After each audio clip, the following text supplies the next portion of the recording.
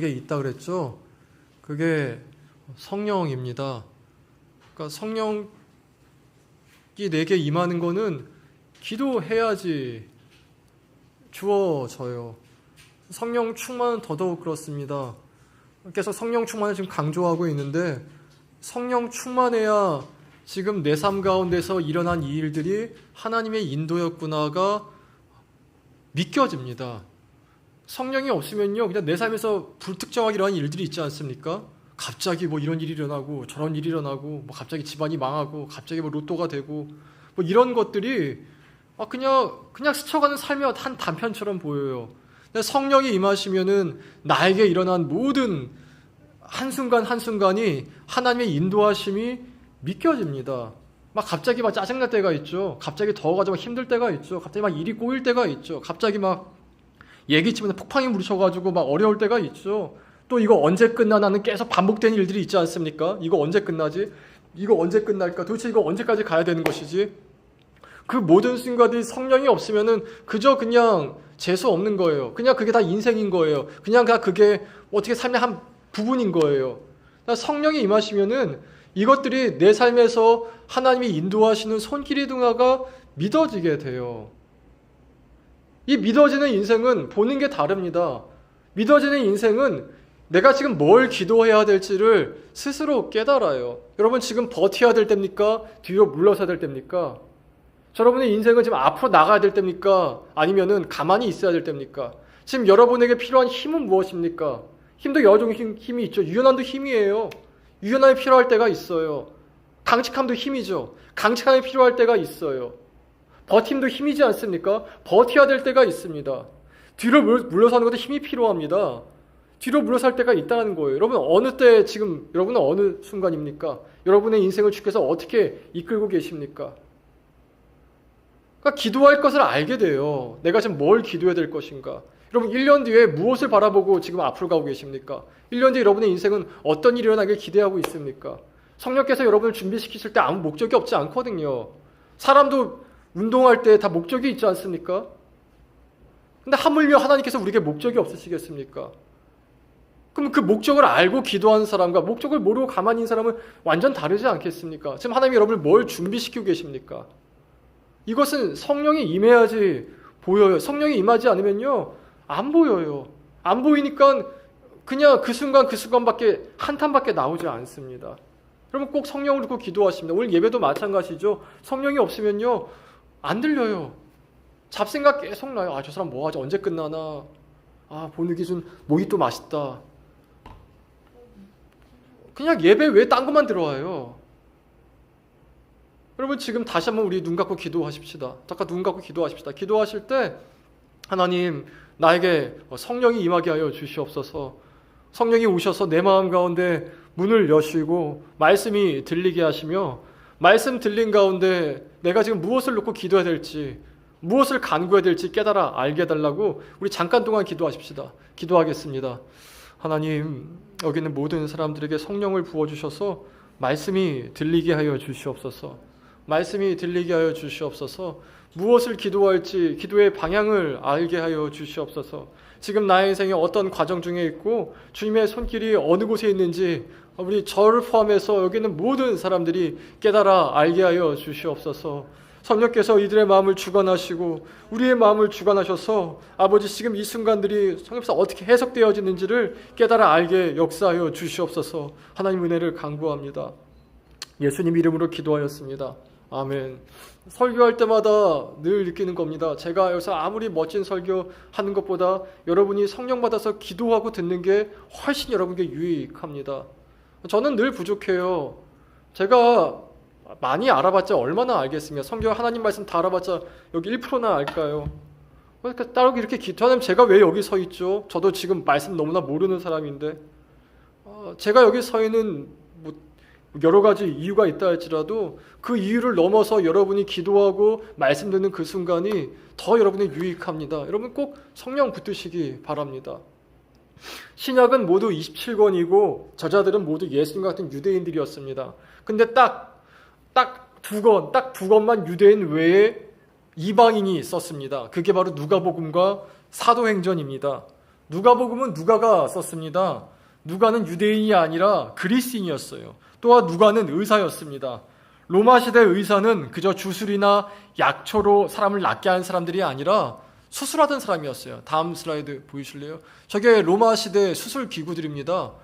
동아일보 이렇게 나왔어요. 1800년 전 로마 시대의 의술 설비 지금과 비슷하다. 그러니까 로마 시대 의술을 기록 보면요, 뇌수술까지 했습니다. 대단하지 않습니까? 좀 무섭죠. 그때 마취가 없었거든요. 마취 없이 수술하던 사람들이었어요. 그럼 해부학을 공부하다 보면 해부학의 아버지가 나옵니다. 갈레노스라는 사람인데 이 사람이 예수님과 동시대 사람이에요. 로마 시대는 법적으로 사람 해부가 허용된 시기였습니다. 로마 시대 로마 검투사들이나 노예들이 혹은 죄인들이 사형을 당했을 때 해부하는 것이 용인되었어요. 그래가지고 그 당시 기록을 보면은 사람 몸을 해부해서 그림 그린 게 남아있을 정도입니다. 누가는 바로 이런 의사 중에 한 사람이었어요. 이런 사람의 특징이 있습니다. 사실이 되게 중요합니다. 사실이 되게 중요해요. 그래서 누가복음 1장 1절을 보면 이렇게 써 있습니다. 다 같이 읽어보겠습니다.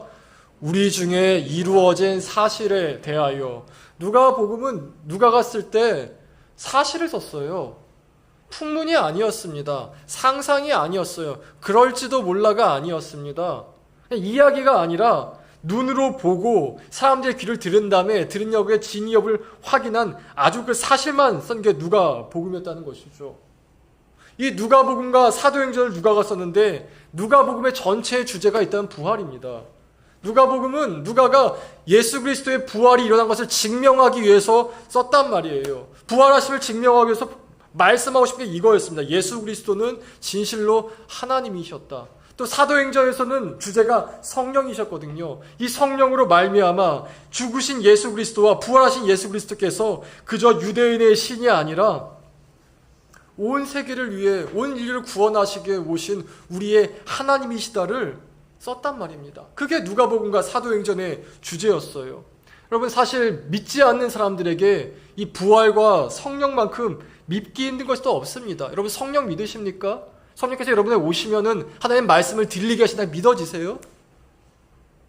성령이 우리에게 오시면 같은 설교를 듣는데 그 설교가 완전히 달라지게 돼요. 이게 믿어지세요?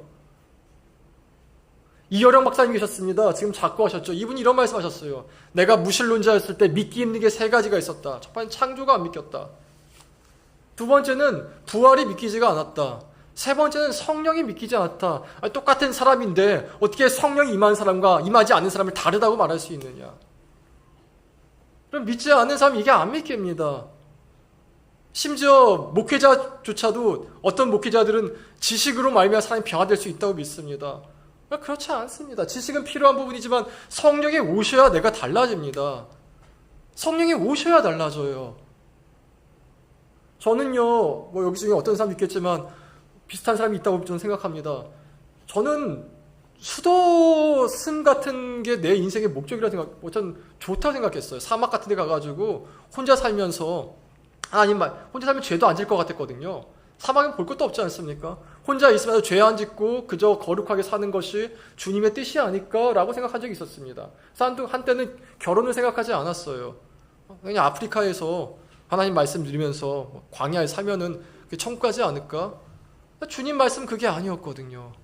성령이 임하시니까 어떻게 하시면 사람을 만나게 하세요. 막 부딪히게 하세요. 너 이 사람도 사랑할 수 있니? 너 아프리카 사람도 사랑할 수 있겠어? 미국 사람 사랑할 수 있겠어? 너 게이도 사랑할 수 있겠니?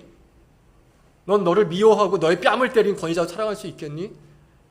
나중에 그게 보여요. 하나님께서 나를 사랑하셔가지고 여러 사람을 만나게 하셨구나. 성령이 오시가 그게 믿겨져요. 성령이 오시기 전까지는 그저 내가 혼자 있으면 거룩해지겠지? 아니요. 그게 아니었어요. 여러분 믿겨지십니까? 성령이시면 여러분에 오셔가지고 여러분의 삶 가운데 그 부대낌이 있게 하심을, 그 만남이 있게 하심을, 지금 여기서 주께서 일부러 막 이렇게 서로 가운데 사랑하게 막 만들어 가심을 믿겨지십니까? 이게 성령이 와야 믿겨져요. 성령이 안 오면요, 다 귀찮아요. 귀찮아요. 나 에너지도 없는데 여기까지 에너지 써야 돼? 나 에너지도 없는데 그냥 혼자서 찬양은 어노인팅 듣고 설교는 좋은 목사님 듣고 이거 충분히 예배 드리는 거 아닐까?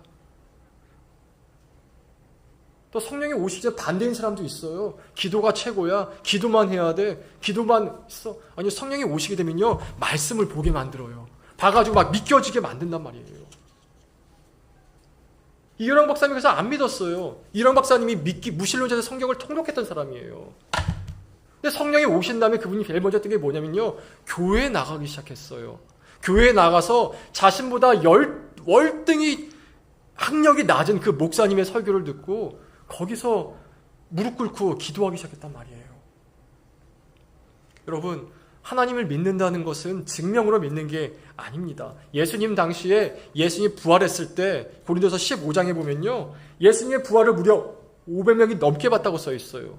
근데 그 넘게 다 본 사람들이 예수님을 믿었느냐? 아니요, 다 믿지 않았어요. 눈을 봐도 안 믿어요, 사람은. 다음 슬라이드요. 저분이 크레이 키너라는 박사님이십니다. 왼쪽에 있으신 분이신데, 저분이 듀크대 교수입니다. 근데 역사와 신학을 공부한 다음에 되게 궁금해했어요. 지금도 기적이 일어나는가? 이 책이에요. 이 책인데 보시고 싶으면 보세요. 이거 2권짜리입니다. 지금도 성경에 일어난 기적이 일어나는가 해가지고요, 저분이 저걸로 박사 논문을 씁니다. 그래서 인도네시아, 한국, 아프리카, 남미 등 가가지고 기적이 일어났다고 해서 다 찾아가가지고 기록해 봅니다. 그것이 사실인지 아닌지 확인해 봤다는 것이죠. 근데 저분이 그렇게 몇십 년 동안 확인해 본 다음에 그 기적들이 우리가 이해할 수는 없지만 분명한 사실임을 논문으로 적어냈습니다. 눈먼 자가 눈을 뜨고, 앉은 뱅이가 걷고, 고칠 수 없는 뱅이 고쳐지고, 이런 것들이 진짜 일어났다는 것이죠. 심지어 죽은 자가 다시 살아나고. 그런데 이 책에 보면은 그 결론이 이렇습니다. 그 사건이 일어났다 할지라도 거기에 있는 사람들이, 그 지역 사람들이 다 믿었는가? 아니요, 믿지 않았다는 거예요. 그저 일어났구나 하고 끝나버렸다는 것입니다. 그 일을 경험한 사람은 믿었지만 그 지역 사람은 보고도 믿지 않았대요. 제가 목회해보니까 그렇습니다. 여러분, 제가 첫 사역을 했던 게 26살 때였습니다. 그때 첫 설교를 했는데 이때부터 아주 많은 새신자들을 양육해왔고, 양육할 때마다 이런 말을 해왔습니다. 하나님이 정말 계신지 안 계신지 우리 기도로 확인해 보자. 제가 목회를 해보니까 그래요. 믿음의 초기 때는 하나님께서 그 사람의 믿음을 주시기 위해 단순한 기도 되게 잘 들어주십니다. 그러니까 믿음의 막 어린 시절이 있잖아요. 이런 기도 해보신 분, 하나님 내일 날씨가 좋게 해주세요. 해보셨습니까? 이런 기도 시키려면 여러분이 하면 안 돼요. 이런 기도 하려면요, 애들 시켜야 돼요. 저 주일학교 애들 있죠? 야, 기도해. 내일 날씨 좋게 해달라고. 하나님 그런 기도 되게 잘 들어주세요. 막 어린아이들한테는. 아이들이 믿음을 갖게 하기 위해서. 근데 그래서 저도 이제 그 새신자 친구들한테 기도 제목 내라 그랬죠. 같이 기도해보자. 뭐 아버지의 병환도 있었고, 자신의 취업도 있었고, 건강검진인데 암일 것 같은 친구도 있었고. 근데 그렇게 기도했을 때 제 결과는 거의 100%였습니다. 믿으려고 할 때 첫 기도 제목 거의 이루어졌다는 것이죠. 그럼 그렇게 이루어졌을 때 사람들이 하나님을 믿게 되었느냐? 아니었습니다. 절반 이상이 떠났어요. 이것이 우연이신지 아닌지 어떻게 아느냐 이런 말을 하면서 떠나왔습니다. 사람은 보고 믿는 존재가 아닙니다. 아니에요. 오늘 본문을 봐도 마찬가지죠. 누가복음 24장은 예수께서 부활한 다음의 일인데, 예수님 부활하신 다음에 가장 본 사람이 누군지 아십니까? 가장 먼저 본 사람이 여자들이었어요. 여자들이 보고 나서 얘기합니다. 예수님 부활하셨어. 빨리 믿어. 부활하셨어. 이러니까 그것을 들은 제자들이 이렇게 얘기합니다. 난 믿을 수 없어. 난 믿을 수 없어. 그게 어떻게 가능해? 이렇게 얘기했습니다. 근데 그러던 어느 날 예수님께서 제자들 가운데 오셨어요. 36절 한번 읽어보겠습니다. 다 같이 읽습니다. 이 말을 하실 때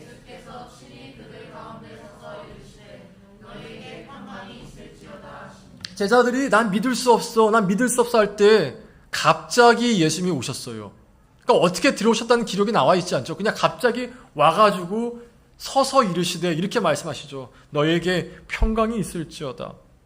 예수님을 눈으로 보고 음성을 들었습니다. 근데 그런 예수님을 본 사람들의 반응이 뭐였냐면요, 난 이것을 믿을 수가 없어였어요. 37절과 38절 한번 다 같이 읽어보겠습니다. 그들이 놀라고 무서워하여 그 모든 것을 영으로 생각하는지라. 예수께서 이르시되 어찌하여 두려워하며 어찌하여 마음에 의심이 일어나느냐. 뭐라 하시죠? 왜 못 믿냐고 말씀하세요. 부활한 예수님을 너의 눈으로 보고 있는데 못 믿습니다. 그 다음에 이렇게 말씀하시죠. 못 믿냐? 내 손에 난 못자국 만져봐라. 내 옆구리에 창자국 만져봐라. 만져봤습니다. 근데 42절 보면 이렇게 써있어요. 그래도 믿지 못하더라. 만져도 못 믿어요. 그 다음에 이렇게 하시죠. 42절 3절 보니까 생선을 갖고 오라. 생선을 드십니다. 드실 때 드시고 나면 생선 뼈가 남겠죠. 이빨 자국이 남겠죠. 그래서 다 보고 있어요. 보고 있는데 동일한 장면이 나와 있는 요한복음 21장에 보면요. 이렇게 써 있어요. 그래도 제자들이 믿지 못하더라. 왜 못 믿습니까? 증거가 없어서요? 아닙니다. 자신의 생각에 이것은 있을 수 없는 이라 여기기 때문에 못 믿은 것이에요. 히브리서 3장 13절에 보면 이런 구절이 나옵니다. 오직 오늘이라 일컫는 날 가운데 너희가 서로 격려하여 죄의 미혹에 완고해지지 않게 하라. 여러분, 우리의 생각에 완고해집니다. 완고해져요. 그러니까 우리가 말씀 외에 다른 것에 노출되어 있으면 완고해져요. 딱딱해진다는 것이죠. 혹시 여러분들 50견 있으신 분 이거 됩니까? 이거 안 되시는 분 다 올라가십니까? 한번 들어볼까요? 오른손만 한번 들어보세요. 예, 좋습니다. 작년분은 이거 안 올라가시더라고요. 근데 이거 안 올라가는 50견이라고 하는데 이게 원래 명칭이 석회성 건염입니다. 여기에 석회가 생기는 거예요. 떼줘야 된다는 것이죠. 주로 이제 어깨 많이 쓴 사람 생기거든요. 테니스 선수나 골프 선수가 같이. 이게 왜 생기는지 밝혀질 이유는 모르겠는데 이것이 안 되려고 의사들이 주는 처방이 스트레칭이에요. 여기를 너무 많이 써서 어깨가 굳는 것이 아니라 네 몸 가운데 다 써야지 이게 안 생기는데 여기는 많이 쓰고 이쪽은 안 쓰니까 이게 생기다라는 것이죠. 그럼 우리 몸에 근육이 안 쓴 데가 있으면 딱딱해집니다. 우리 머리도 마찬가지예요. 우리가 계속해서 세상은 말을 많이 쓰죠. 돈에 대해서, 인간 관계에서 많이 쓰지 않습니까? 근데 영적인 것에 머리를 쓰지 않으면 딱딱해지더라라는 것이에요. 안 믿겨요. 그래서 그런 제자들에게 예수님이 어떻게 하셨냐면은 더 큰 기적을 보여주신 것도 아니고 또 이게 어떻게 가능한 것인가라고 증명하시지도 않았습니다. 대신 하신 것이 성경을 깨닫게 하셨어요. 우리 45절 읽어보십시다. 45절 다 같이 읽습니다. 이에 마음을 열어 성경을 깨닫게 하시고, 그러니까 예수님이 자신을 믿게 하시는 방법은요, 성경 깨닫게 하시는 거예요. 그러니까 성경 읽게 하시는 거예요. 성경을 듣고 읽게 하시는 것이 믿음이 생기게 하는 방법이다라는 것이죠. 그래서 깨닫게 했다고 해서 예수님 머리에 손 얹고 성경 깨닫을지어다 이게 아니에요. 이 깨닫게 하다는 순위에 의미한 동사인데 묻고 대답한 뜻이에요. 묻고 대답하다. 그래서 영어 보면 이렇게 써 있습니다. 그들이 성경을 디스커스했더라, 토론했더라 이렇게 써 있어요. 예수님과 제자들이 계속 성경을 토론한 것이죠. 이 토론을 통하여서 믿음이 생기게 했다는 것입니다. 그러니까 여러분 믿음이 없습니까? 부활이 안 믿겨지고 예수님도 안 믿겨지고 이것이 뭐 진짜인지 가짜인지 잘 모르겠습니까? 이유는 하나입니다. 성경을 안 읽어서 그래요.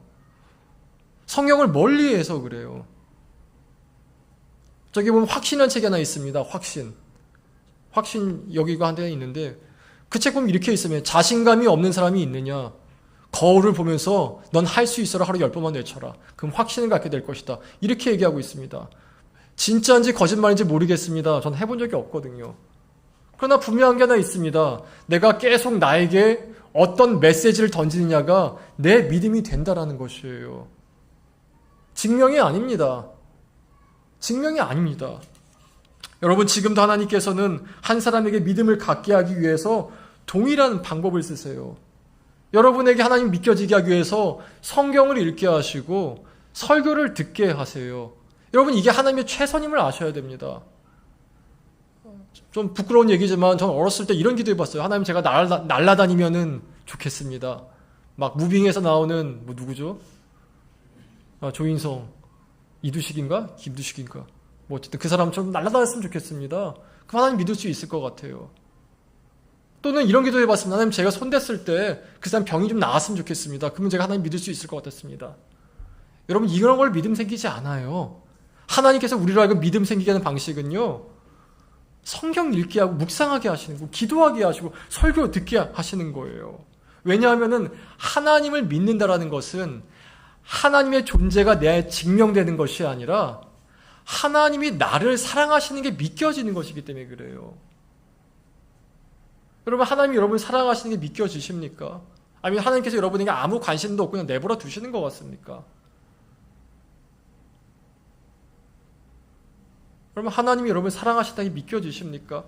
지금 내 인생에서 일어나는 그 모든 일들이 나를 사랑하셔가지고 나에게 인도하시는 것이며, 내 인생 마지막 가운데 나를 정말 구원의 길로 이끄시고 나를 그리스도의 합당한 자로, 그리스도의 장성한 분량에 이끄시기 위해서 나를 깎이기도 하시고 어려움에 처하기도 하시고 광야에 밀어넣기도 하시고 때로는 다시 일어날 수 있는 넘어짐에 처하기도 하심을 믿으십니까? 아니면 그냥 내 인생에서 일어날 때 재수가 없어가지고 이런 것 같습니까? 이런 부모님 밑에서 이런 배우자 만나고 이런 얼굴 가지고 이런 키를 가지고 이런 성격에 나는 왜 이렇게 못났을까? 나는 왜 이렇게 부족할까? 내 주위 사람 나는 왜 이렇게 힘들게 할까? 이렇게 생각하십니까?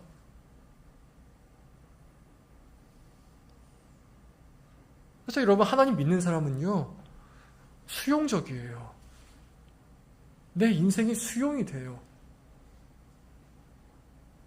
거울을 바라볼 때 이게 하나님이 사랑하신 자의 모습이구나, 수용이 돼요. 사랑 많이 받은 아이들은요, 자신이 이쁘다고 생각해요. 아십니까? 내가 공주 같대. 내가 너무 잘생긴 것 같대. 사랑 많이 받은 아이들이 그래요.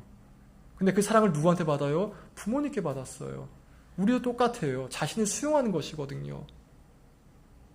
자신을 수용하기 때문에 하나님의 약속이 믿어져요. 여러분 가운데 죽어본 사람이 있습니까? 임사체험 해본 사람? 아무도 없을 거예요. 그럼 부활이 어떻게 믿어져요? 경험해보지도 않았는데. 세상의 믿음이 그거잖아요. 경험해봤어? 너 증명할 수 있어? 너 보장할 수 있어? 근데 하나님 약속에 보장하시는 게 있습니까? 거의 다 하나님의 모든 약속들은요, 살아봐야 아는 것들이에요. 이것을 하기 위해 주님의 말씀이 이거예요. 성경을 읽어라. 성경을 읽어라. 네가 성경을 읽는 만큼 믿음이 생긴다라는 것이죠. 우리가 성경을 읽을 때 하나님 하신 역사가 있어요. 마음을 열게 하세요. 마음을 연다라는 것은 갑자기 마음이 변해가지고 너무 재밌네, 너무 재밌네, 이게 아니라 마음이 열린다는 것은 나에게 기회가 주어지는 것이에요. 설교 들어줄 기회, 성경을 읽을 기회, 막 옆에서 누군가가 성경 읽어, 좀 묵상 좀 해, 막 이런 사람이 있으면요, 그게 마음을 여시는 거예요. 하나님께서 마음대로 조종하시면은, 예찬아, 넌 갑자기 오늘까지는 진이 좋아하다가 내일부터는 뭐 누구 할까요? 박보영 좋아하게 될 거다. 이렇게 하시게요. 하나님 인간의 마음 가지고 절대로 함부로 하지 않으세요. 함부로 하지 않으세요. 우리의 마음을 조종하지 않으세요. 그만 다 구원받게 만드시죠, 일부러. 마음을 연다는 건 막 기회를 주시는 거예요. 붙여주시는 거예요.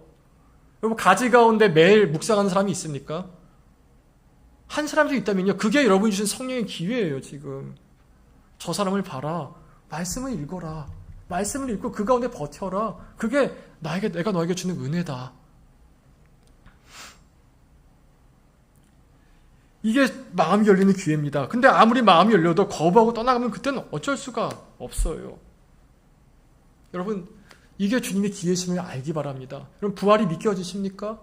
부활의 의미 아십니까? 부활의 의미는 이거예요. 고린도전서 15장 21절 22절 한번 읽어보겠습니다. 다 같이 읽습니다. 사망이 한 사람으로 말미암았으니 죽은 자의 부활도 한 사람으로 말미암는도다.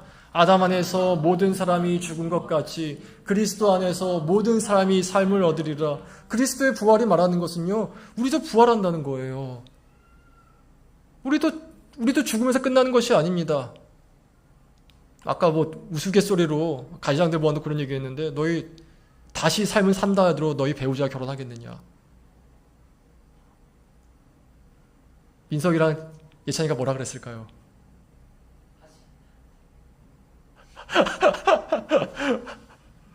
예찬이 정말 그렇게 했어. 예찬이 정말 그렇게 했어. 민석이도 예 그랬어요. 민석이 예 그랬어요. 근데 여러분, 이거 우스갯소리지만 우스갯소리가 아닙니다. 여러분이 같이 믿음 안에 있다면요, 그 사람 관계는 영원하게 돼요. 영원하게 돼요. 하늘에 가서도 같이 있게 돼요. 여러분, 만일 우리의 삶이 영원하다면은 지금 있는 사람은 어떻게 될 것 같습니까? 완전 달라지게 되죠. 어떤 사람이 이렇게 생각합니다. 차라리 내가 이 땅에서 행복하기 위해서 이혼을 하겠다. 이렇게 생각할 수도 있다고 생각합니다. 근데 영원하다고 생각해봐요. 그 관계가 끊어지질 않게 돼요. 천국에 올라가가지고 예수님이 잔치상을 베풀었는데 내 옆에 전남편이 있어. 내 왼편에 현남편이 있어. 저 현타 오겠죠. 부활이 내 삶에 진짜로 믿어지게 되면요, 완전히 달라지게 돼요. 관계도 마찬가지예요. 교회에서 싸운 사람 있지 않습니까? 근데 천국 갔는데 그 사람이 내 옆에 앉아있네. 어떨 것 같습니까? 이게 믿어지게 된다니까요. 이게 믿어지게 돼요. 여러분, 이 땅에서 좀 잘 살고 하늘에 올라가서 지옥 가고 싶습니까? 아니면은 이 땅에서 좀 고난받다 할지라도 부활에 참여하고 싶습니까? 잘 감이 안 와요? 1년 동안 여러분 온갖 거 다 누리고 살고 싶습니까? 근데 1년 뒤에 불태워 죽여버릴 거예요. 어떻게 살고 싶습니까? 부활이 그렇게 보게 됐다니까요. 삶을 다르게 보게 만들어요. 그래서 예수님 이런 말씀하셨죠. 너희가 보물을 하늘에 쌓아두어라. 땅에 쌓아두지 말아라. 보물을 하늘에 쌓아두어라. 그게 부활의 의미입니다. 그럼 부활 믿으십니까? 예수님의 부활이 나의 부활임을 믿으십니까? 안 믿겨지시면요, 성경 읽으세요. 기도하시고 성경 읽으세요. 믿겨진다는 건 이게 진짜로 와닿는 거예요. 우리 수민이 이사 있잖아요.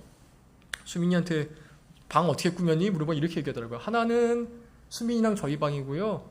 하나는 옷방이고요. 하나는 애기 방이에요. 수민이는 안에 그게 있어요. 애기가 올 거라는 것에 뭐 의심이 없어요. 그러니까 의심이 없으니까 뭐가 있죠? 준비하는 게 달라요. 방이 애기 방이 있대. 집에. 달라요. 그러니까 믿어진다는 건 이런 거예요. 지금 없어요. 근데 준비해요. 이게 부활이에요. 이게 믿음이에요. 여러분, 예수님 부활 준비하십니까?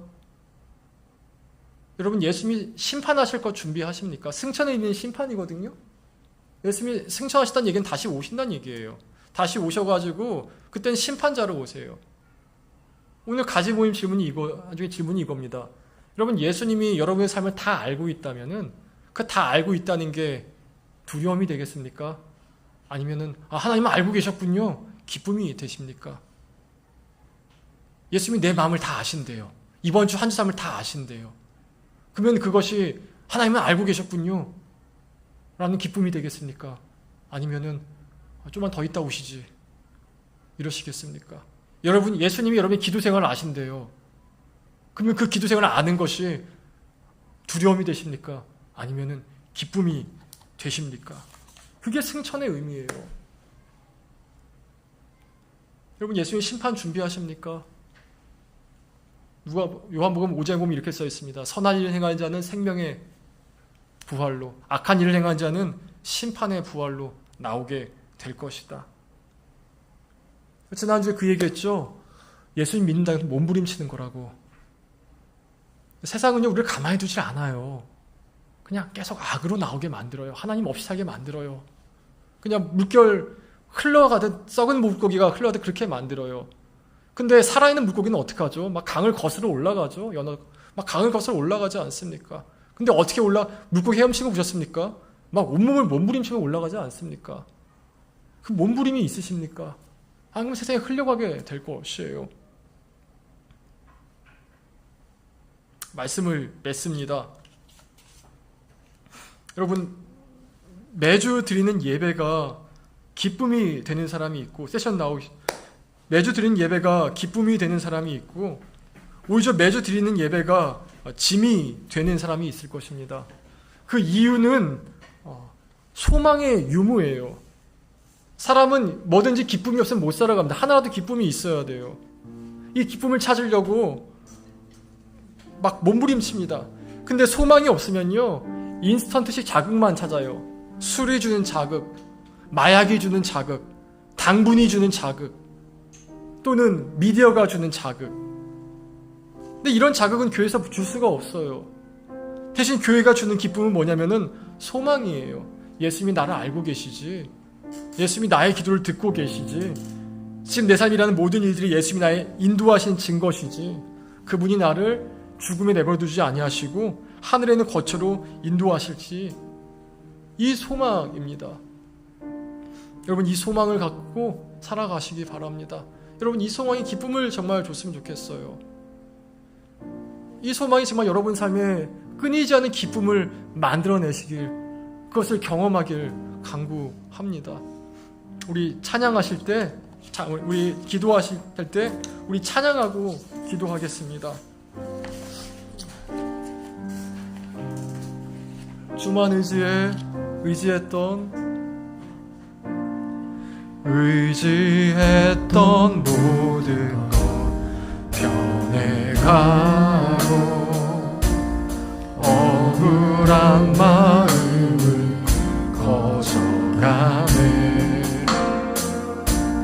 부끄럼 없이 살고 싶은 마음 주님 아시네. 모든 일을 선으로 이겨내고 죄의 유혹을 따르지 않네. 나를 구원하신 영원한 그 사랑, 그 신금에 날 붙드시네. 주어진 내 삶이 작게만 보여도 선하신 주 나를 이끄시 보내. 보시는 주님만 따르네. 날 택하신 주만 의지해. 보이는 상황에 무너질지라도 예수는 여기 나를 붙드네. 보이지 않아도 주님만 따르네. 내 평생 주님을 노래하리라. 주어진 내 삶이,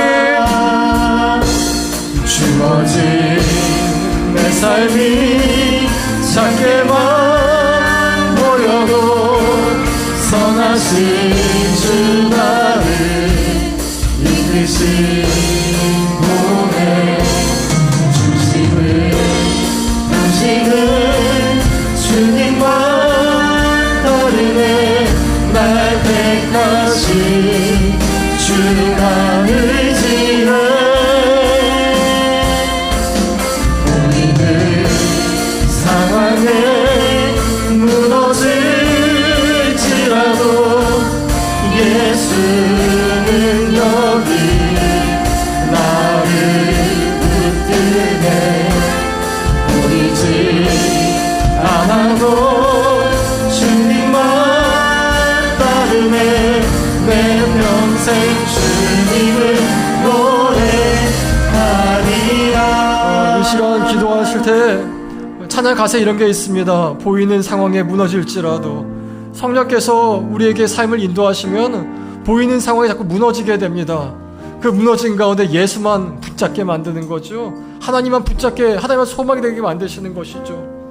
이 시간 기도하실 때 하나님, 내 상황에 내가 무너질지라도 거기서 예수님이 나의 소망 되심을 늘 확인되게 하시고 내가 그것을 단단히 깨달아 알게 해달라고 자신의 믿음을 두고 자신의 영혼을 두고 다 같이 한 목소리로 기도합니다. 기도하겠습니다.